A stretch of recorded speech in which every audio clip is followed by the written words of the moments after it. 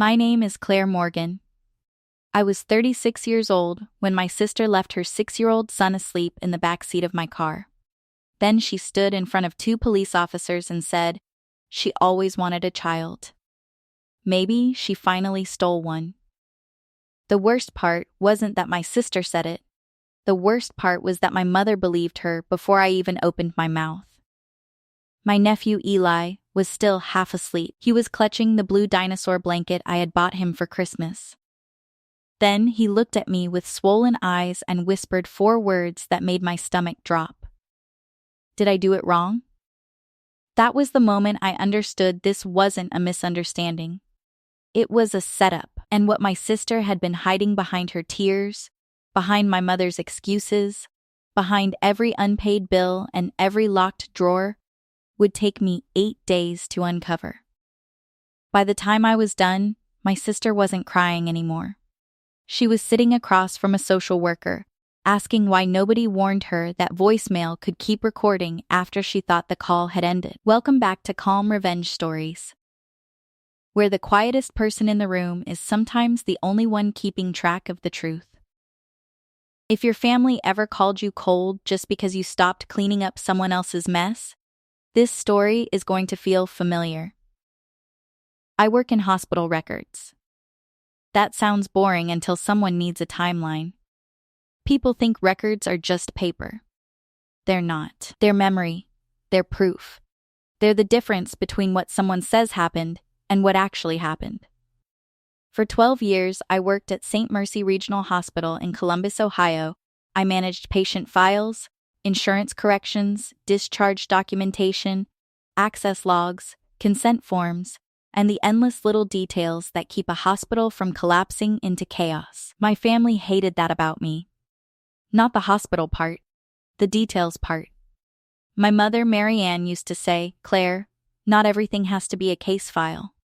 My younger sister, Vanessa, used to say, "This is why no one relaxes around you." And my father, Robert, usually said nothing. That was his specialty. Silence. Vanessa was 32.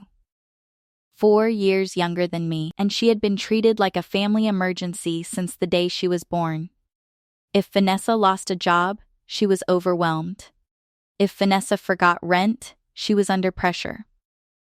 If Vanessa disappeared for 3 days and left Eli with my parents, she needed grace. If I asked basic questions, I was judgmental. If I refused to hand over money, I was selfish. If I worried about Eli, I was trying to control a child that wasn't mine. My mother had one rule in our family, though she never said it out loud. Vanessa could break anything. Claire was expected to pay for it. I was not married, I had no children. I owned a small 2-bedroom townhouse 10 minutes from the hospital. I drove a gray Honda CR-V. I kept emergency snacks in the glove compartment, and I balanced my checking account every Friday night. To my family, this meant I had nothing important. Vanessa had Eli. So Vanessa had a real life. My mother said that once at Thanksgiving when she thought I couldn't hear her. Claire helps because she has nothing else. Vanessa has a real life. I was in the hallway holding a casserole dish. I remember looking down at the green beans, watching the steam rise against the foil, and deciding not to walk into the dining room. That was my mistake for years. I kept deciding not to walk in. The first strange letter came 3 months before everything exploded. I was at my parents' house on a Sunday afternoon. I was helping my father replace a loose hinge on the pantry door. My mother had gone to church. Vanessa was supposed to pick Eli up at noon, which meant, realistically, 3 o'clock. Eli was sitting at the kitchen table, drawing superheroes with capes too big for their bodies. The mail was stacked by the toaster. I saw his name before I meant to. Eli Morgan. Not Vanessa Morgan. Not Marianne Morgan. Eli Morgan. The envelope was from a medical billing company I recognized because our hospital worked with them on third-party claims. I picked it up. My father noticed immediately. "Leave that there, Claire." His voice was soft, but too quick.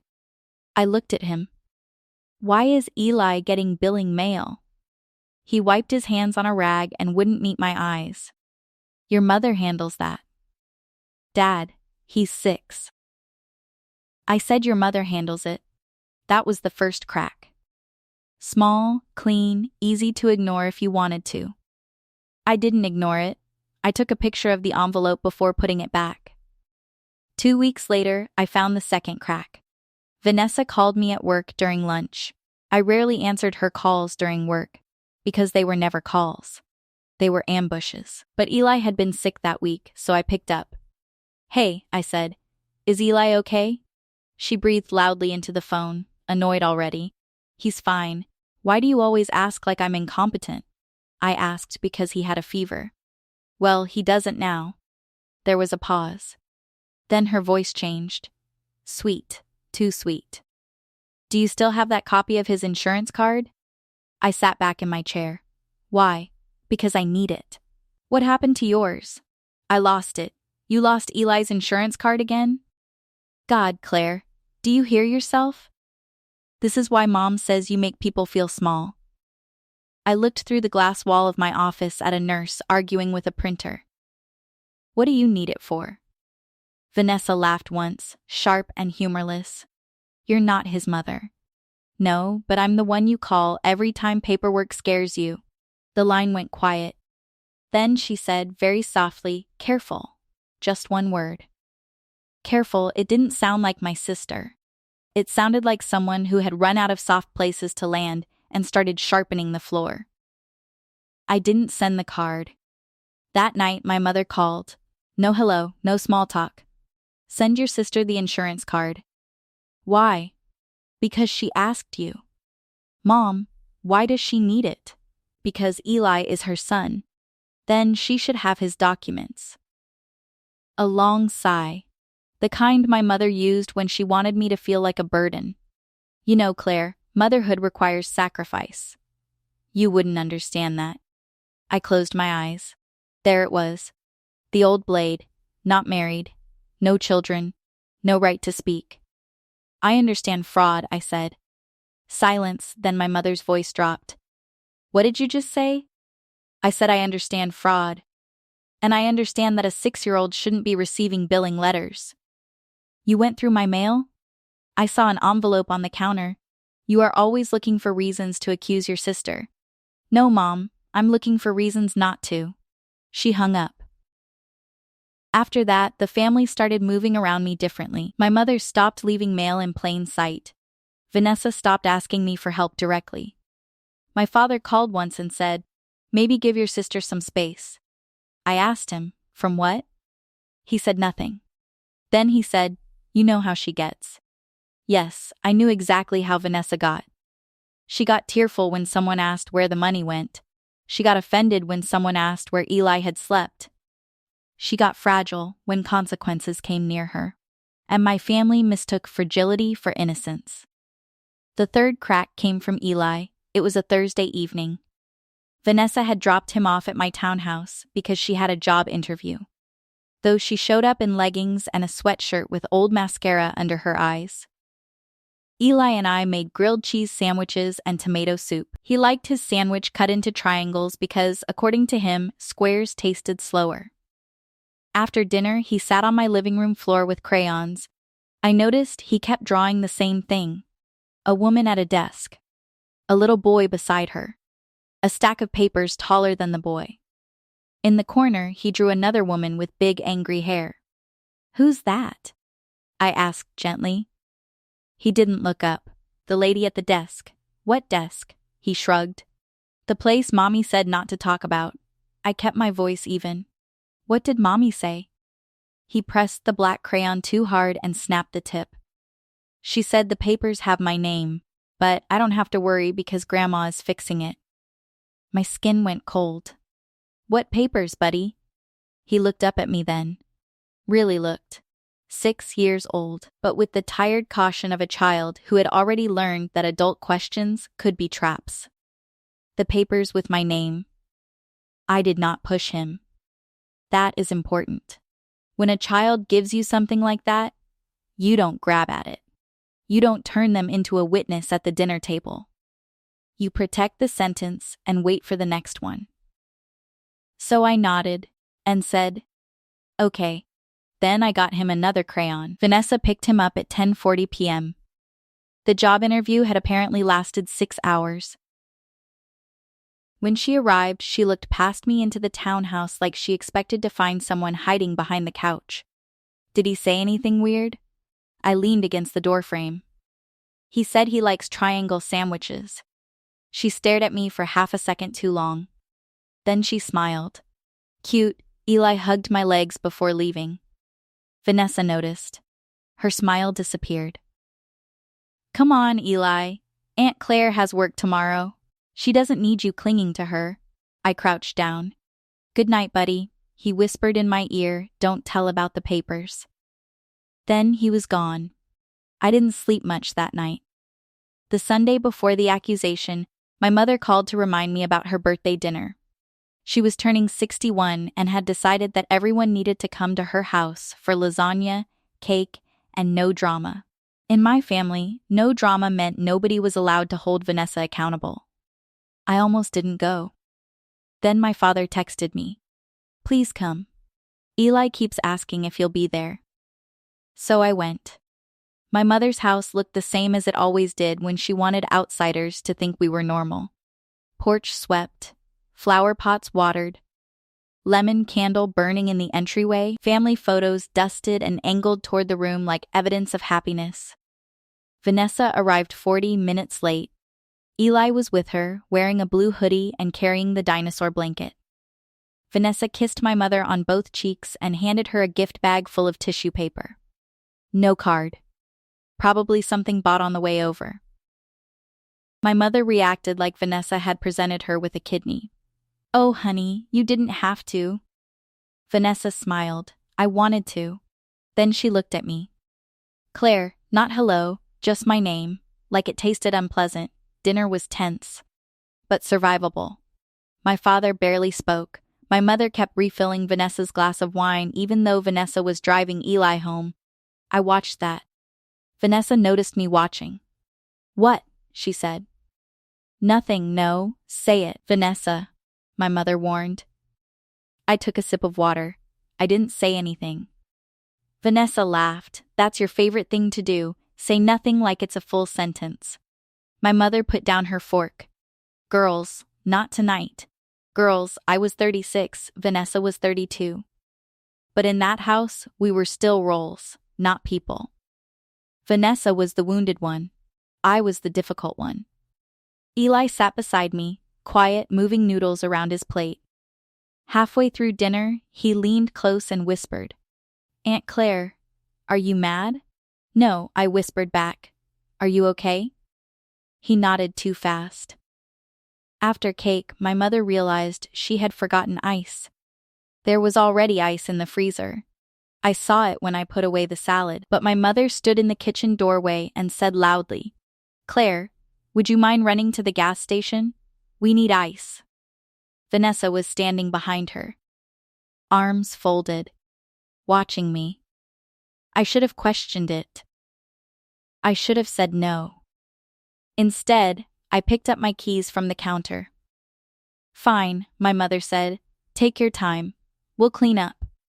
Vanessa smiled into her wine glass. I drove 3 blocks before I heard the sound. A small shift. Fabric against leather. Then a sleepy whimper. I looked in the rearview mirror and almost drove off the road. Eli was curled on the back seat under his dinosaur blanket. For a second, I couldn't move. Then training took over. Not medical training. Records training. Emergency training. The part of me that knew panic wastes time. I pulled into the parking lot of a closed dry cleaner. I turned on the dome light. And I opened the back door. Eli? His eyes fluttered. Aunt Claire? Buddy, why are you in my car? He blinked, confused and afraid. Mommy said to sleep. My mouth went dry. When? He sat up slowly, when Grandma gave her the key. I stared at him. My mother had a spare key to my car. I had given it to her 2 years earlier, after I had surgery and couldn't drive for a week. I had forgotten she still had it. I called my mother immediately. She didn't answer. I called Vanessa. She answered on the first ring. Before I could speak, she screamed, "Where is my son?" I went still. "Vanessa, Eli is in my car." "I know he's in your car. Why is he in your car? You tell me." "Don't play games with me, Claire." Her voice cracked perfectly. Too perfectly. In the background, I heard my mother say, "Put it on speaker." Then Vanessa shouted, "You took him. You took my son." Eli flinched. That flinch told me everything. I lowered my voice. "Vanessa, I am at the dry cleaner parking lot on Mason. Eli is safe. I am bringing him back now." "You better," she sobbed. "The police are already here." The line went dead. I looked at Eli. He was staring at his shoes. "Did I do it wrong?" He whispered. The world narrowed to that sentence. I sat beside him in the back seat and put my hand on the seat between us. "Eli, listen to me. You are not in trouble. You didn't do anything wrong." He swallowed. "Mommy said if I slept good, Grandma would make you fix everything." "What did she want me to fix?" His lips trembled. "The papers with my name." I drove back to my mother's house under the speed limit. Not because I was calm, because every mile needed to be clean. When I turned onto my parents' street, the blue and red lights were already flashing against the windows. Neighbors stood on porches. My Uncle Mark was in the driveway. My cousin Dana held her phone in both hands like she was recording. Vanessa stood beside a police officer, crying into my mother's shoulder. The second I parked, Vanessa ran toward the car, not to Eli's door, to mine. "She took him," she shouted. "She took my baby." I stepped out slowly, both hands visible. "Officer, my nephew is in the back seat. He is safe, but he is scared." The older officer looked at me, then at Eli through the window. "Ma'am, step away from the vehicle." I did. Vanessa pulled open the back door and reached for Eli. He shrank away from her. Everyone saw it. My mother saw it too. For 1 second, her face changed. Then Vanessa started sobbing harder, and my mother's expression closed again. "She's confused him," Vanessa said. "Claire does that. She acts calm and makes everyone think you're crazy." The officer asked me what happened. I told the truth. I had been asked to get ice. I drove away. I heard Eli in the back seat. I pulled over. I called. Vanessa interrupted 6 times. My mother interrupted twice. My father stood on the porch with one hand on the railing, saying nothing. Then Vanessa said the line. The line that would burn through every last piece of patience I had left. She always wanted a child.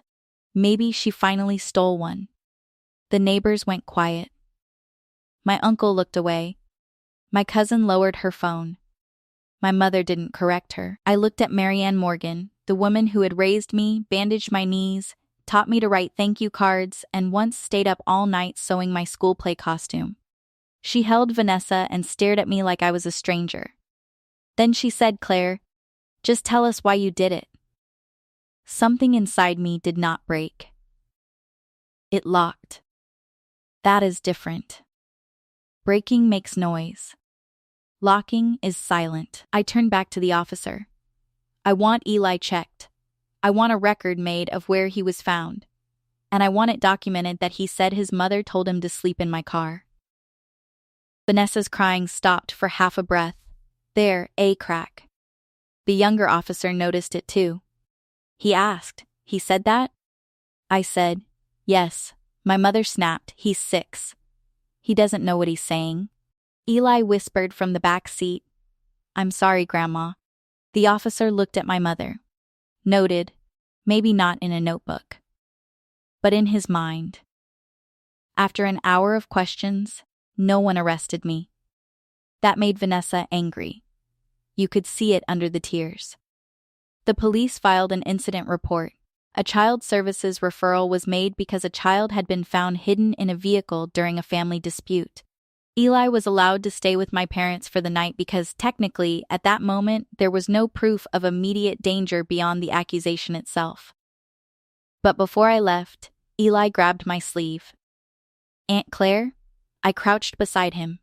"Yes, buddy?" He glanced at his mother. Then at my mother. Then he whispered, "The phone heard Mommy." Vanessa said, "Eli, stop talking." Too fast, too sharp. The officer turned his head. I kept my eyes on Eli. "What phone?" He pointed toward the kitchen. "Grandma's phone. Mommy was talking and then she said a bad word because it didn't hang up." My mother's face went pale. Vanessa grabbed Eli's hand. "That's enough." I stood up. I looked at my mother. She looked away. I went home and did what my family always mocked me for doing. I made a timeline. 9:12 p.m. Mother asks me to get ice. 9:14 p.m. I leave the house. 9:18 p.m. I hear Eli in the back seat. 9:19 p.m. I pull into dry cleaner parking lot. 9:20 p.m. I call Marianne, no answer. 9:21 p.m. I call Vanessa. She answers and accuses me. 9:32 p.m. I return to my parents' house. Then I made another list. Who had access to my car? Me, my mother. Who had motive? Vanessa, who had something to hide? All of them. The next morning, I called Eli's school. I did not pretend to be his parent. I didn't ask for protected information. I asked if they could confirm whether there was a standard pickup sign-out process, because there had been a police incident involving my nephew. The receptionist said they couldn't release details to me without authorization. That was fine. I had expected that. So I asked one question they could answer. If Child Services requests records, do you maintain pickup times and signatures? Yes, she said. Every day. Good, records, memory, proof. At 11:15, my father came to my townhouse. He stood on my porch wearing the same brown jacket he wore to rake leaves. He looked older than he had the night before. I opened the door but didn't invite him in. "Dad," he held out a manila envelope. "Your mother doesn't know I'm here. I took it." "What is this?" His eyes were red. "Something I should have given you months ago." Inside were copies of bills. Not one or two. Dozens, small loans, payment plans, collection notices, medical reimbursement forms, assistance applications. All connected to Eli's name, Eli's date of birth, Eli's social security number. Some had Vanessa's signature. Some had my mother's handwriting. One document listed Eli as having received outpatient treatment at a clinic on a day I knew he had been with me at the zoo. I looked up.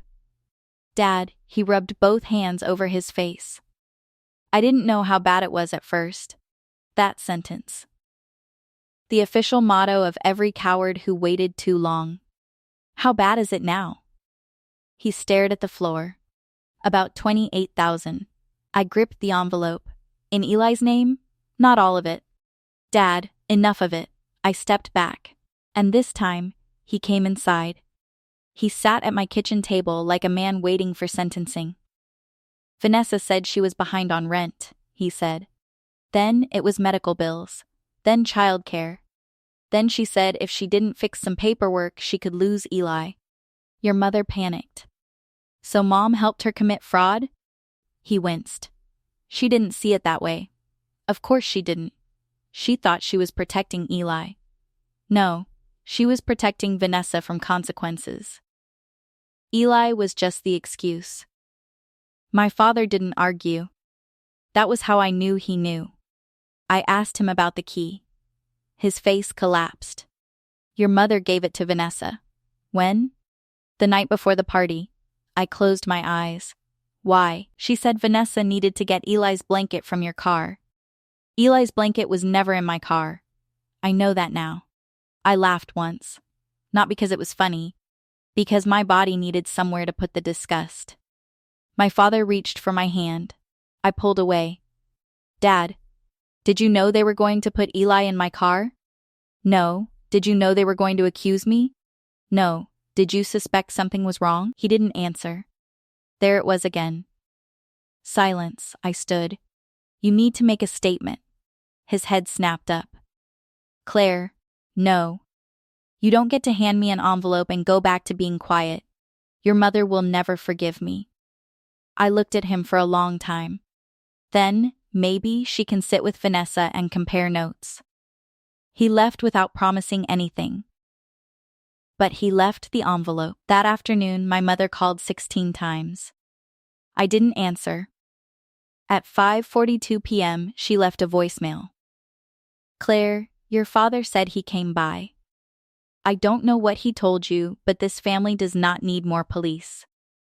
Vanessa made a mistake. Mothers make mistakes. You wouldn't understand that kind of fear because you have never had a child depending on you. I saved the voicemail. At 6:03, Vanessa texted me. You think paperwork makes you special? At 6:04. You're going to look insane when this is over. At 6:05. No one believes women like you. I screenshotted everything.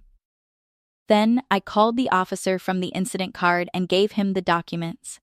He referred me to a child services investigator named Marlene Shaw. Marlene had the calmest voice I had ever heard. Not warm, not cold. Steady. She asked me to bring copies of everything. I did. She reviewed the bills, the collection notices, the texts, the voicemail from my mother, and my written timeline. Then she asked one question. Do you have the voicemail the child referred to? No, I said. I think it's on my mother's phone. Marlene leaned back. Then we need your father. Yes, we did. For 3 days, nothing happened. That's the part people don't understand about justice. It doesn't usually arrive like thunder. It arrives like paperwork. Slow, stamped, reviewed, passed from desk to desk by people who have seen worse and still need everything formatted correctly. During those 3 days, my family turned on me completely. My Uncle Mark texted, Your mother is devastated. Drop this. My cousin Dana wrote, Even if Vanessa messed up, why destroy Eli's life? I stared at that one for a long time. Destroy Eli's life. Not Vanessa. Not the woman using his name for debt. Me, because I had pointed at the fire instead of letting everyone admire the smoke. On the 4th day, my father called. His voice was barely above a whisper. I have it. I sat up. The voicemail? Yes, how? Your mother's phone syncs to the old tablet in the den. She never knew.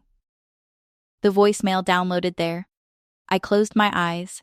Finally, Dad, do not send it to me. Do not play it for anyone. Bring the tablet to Marlene Shaw. She'll leave me. I said nothing. Then he said, I know. He brought it in that afternoon. I wasn't in the room when Marlene listened to it, but she called me afterward. Her voice was still calm, only now there was steel under it. Claire, we are moving quickly. The next day, Vanessa made her final mistake. She called a family meeting. My mother framed it as a chance to heal. Vanessa framed it as a chance for Claire to apologize before things got worse. They invited my uncle, my cousin, my father, me, and, unbelievably, Marlene Shaw. I don't know what lie Vanessa told herself to think inviting a child services investigator was a good idea. Maybe she thought tears worked on everyone. Maybe they always had. The meeting took place in my parents' living room. Same lemon candle. Same family photos. Same couch where Eli had napped as a toddler while Vanessa disappeared and everyone pretended she was at work. Eli was not there. Marlene had made sure of that. Vanessa sat beside my mother, holding a tissue she had not used. My father sat alone in the armchair. I sat across from them with a folder on my lap. Vanessa started. I want to say that I'm hurt, she said, voice trembling. As a mother, I am hurt that my own sister would use my child to attack me. My mother nodded. Claire has always had resentment toward Vanessa. I almost smiled. There it was. The family script. Vanessa suffers. Claire resents. Mother explains. Father disappears. Vanessa looked at Marlene. My sister has never understood boundaries. She buys Eli things, asks questions, acts like she knows better than me, and then last week, she took him. I said nothing. Vanessa turned to me. You can still fix this. You can tell everyone you panicked, that you wanted attention, that you didn't mean for it to go this far. My uncle shifted uncomfortably. My cousin looked at her phone. My mother said, Claire, just be honest. I looked at her. I planned to be. Vanessa's eyes narrowed. Then she said the second line I will never forget. You were never meant to be a mother. Maybe that's why you tried to borrow my son. The room went still. There are insults that bruise, and then there are insults that clarify. That one clarified everything. I opened my folder, but I didn't take anything out yet. Instead, Marlene Shaw placed a small recorder on the coffee table. Vanessa blinked. What is that? Marlene said. This meeting is being documented. My mother sat straighter. Is that necessary? Yes, Marlene said. Then she looked at my father. Mr. Morgan, you provided an audio file yesterday. Do you confirm that it came from the tablet in your home and that it was synced from your wife's phone? My mother turned to him slowly. Robert Morgan looked at his hands. Then, for the first time in my life, he chose truth over peace. Yes, my mother whispered. Robert. He did not look at her. Marlene pressed play. At first, there was static. Then, my mother's voice. Vanessa, this is too much. Then, Vanessa. Clear, annoyed, not crying, not afraid. Mom, listen to me. I'll leave Eli in Claire's car. Just for a few minutes, she'll freak out, will say she took him, and then she'll have to help. My mother's voice again. Help how? Vanessa snapped. Pay it. Fix it. Whatever, she knows hospital paperwork. She can make calls. She can scare people. She can cover the accounts before anyone looks too close. My uncle's mouth opened. My cousin lowered her phone. The recording continued. My mother said, What if Eli tells? Vanessa laughed. A small, ugly sound. He's 6, and he listens when I tell him not to ruin Mommy's life. Then a rustle. Then Vanessa again, farther away. Damn it, Mom, your phone is still on. The audio ended. Nobody moved. Not even Vanessa. For once, my sister had no tears ready. I let the silence sit. Then I took out the first document. This is the pickup log from Eli's school. Vanessa signed him out at 2:14 p.m. on the day of Mom's birthday dinner. I placed it on the table. This is the timestamp from the neighbor's doorbell camera showing Vanessa opening my car at 9:10 p.m. with the spare key Mom gave her. Second paper. This is the police incident report showing I called from the dry cleaner parking lot before returning to the house. Third paper.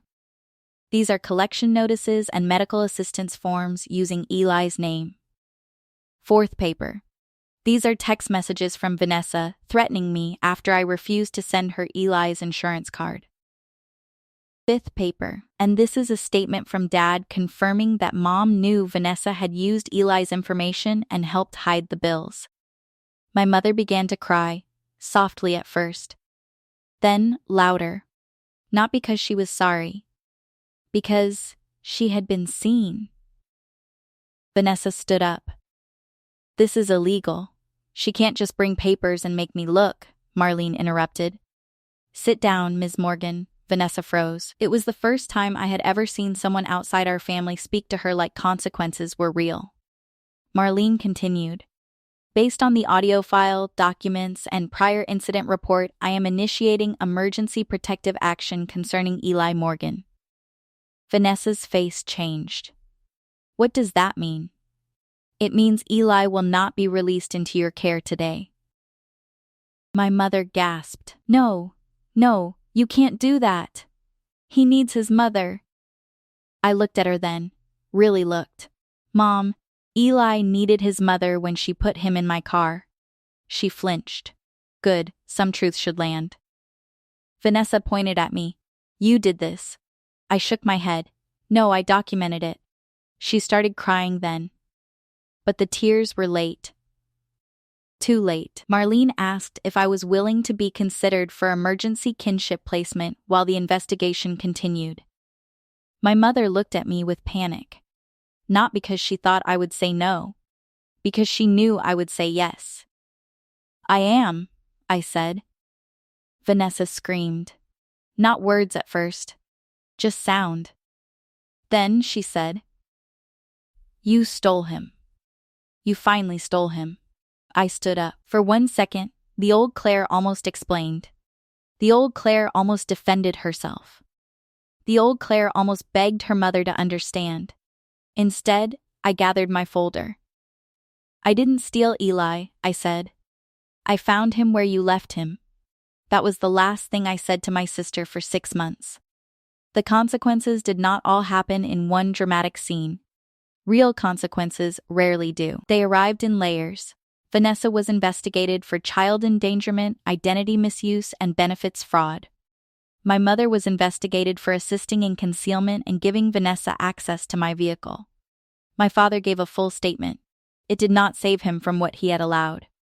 But it saved Eli from another lie.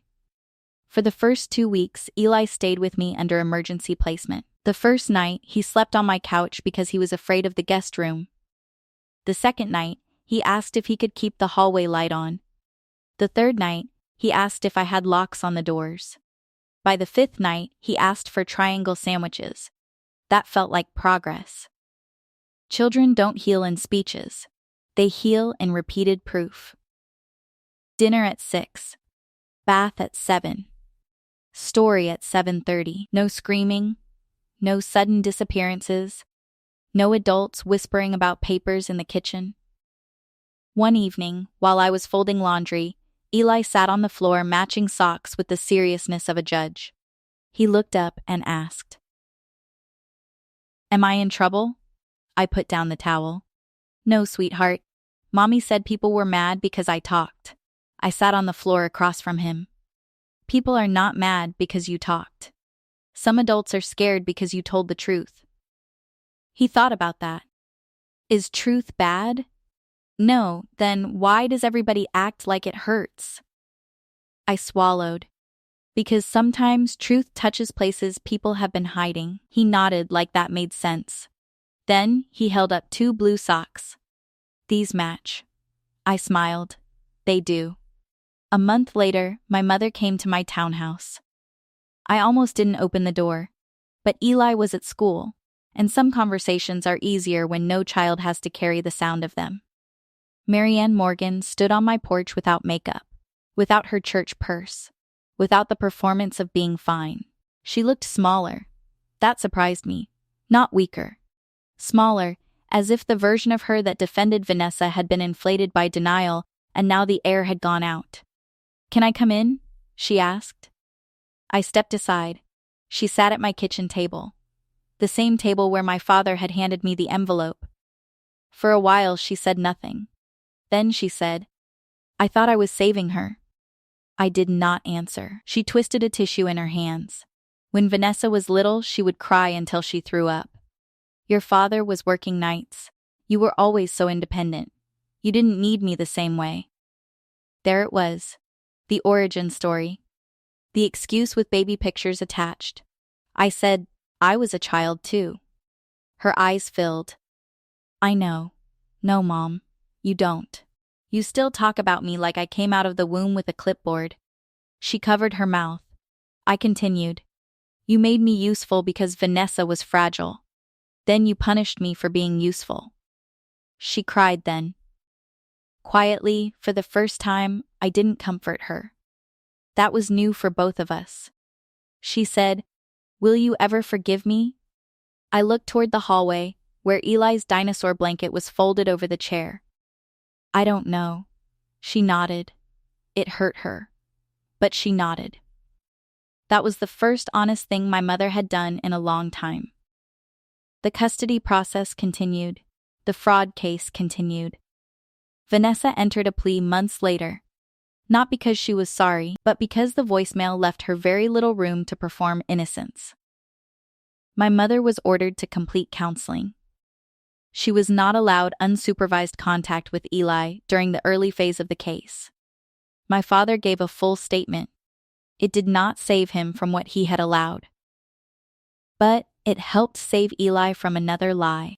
For 3 weeks, my father stayed in the guest room at my townhouse after my mother asked him to leave. He fixed a loose cabinet, replaced my porch light, took Eli to school twice. One night, he stood in my kitchen and said, "You were right about silence." I looked at him. He said, "It isn't neutral." I thought it was. It isn't. No, it wasn't. Silence had been the room where Vanessa's lies grew up, but at least he knew that now. 6 months after the night Eli was found in my car, we had a review hearing. I wore a navy blouse. Eli wore a sweater with a dinosaur on it. Vanessa sat across the room with her attorney. She didn't look at me. My mother did. Not with anger, not with pleading, with grief. I could live with grief. Grief can become honest, denial cannot. The judge extended Eli's placement with me and ordered continued services before any reunification could be considered. When it was over, Eli took my hand outside the courthouse. "Do I still go home with you?" I squeezed his fingers. Yes. He looked relieved. Then guilty for looking relieved. That broke my heart more than anything Vanessa had ever said. I crouched in front of him. "You are allowed to feel safe, Eli, even if someone else feels sad about it." He looked at me for a long time. Then he nodded. That night, we made triangle sandwiches and tomato soup. He drew a picture after dinner. This time, there was a house. A small gray house with yellow windows. 2 people standing in front of it. 1 tall. 1 small. The door was wide open. He handed it to me. "That's your house," he said. I looked at the open door. "What about it?" He shrugged. "It lets people in when they're supposed to be there." I put the drawing on the refrigerator. It stayed there for a year. My sister thought leaving her son in my car would make me look guilty. She thought my mother's loyalty would protect her. She thought my father's silence would bury the truth. She thought I would panic, apologize, pay the debt, fix the forms, and carry the family shame like I always had. But she forgot what I did for a living. I keep records. And records do not care who the favorite child was. They do not care who cried first. They do not care who the family believed. They remember dates. They remember signatures. They remember voices. And sometimes, when everyone else is willing to lie, the smallest recorded sound is enough to open the door. Eli once asked me if adults were finally going to be in trouble. I told him yes. But the truth is, trouble was not the point. Safety was, because revenge does not always look like shouting. Sometimes revenge is a folder on a table, a timestamp, a voicemail, a child sleeping in a real bed with the hallway light on, and a woman everyone called cold, finally refusing to let warmth be used as an excuse for harm.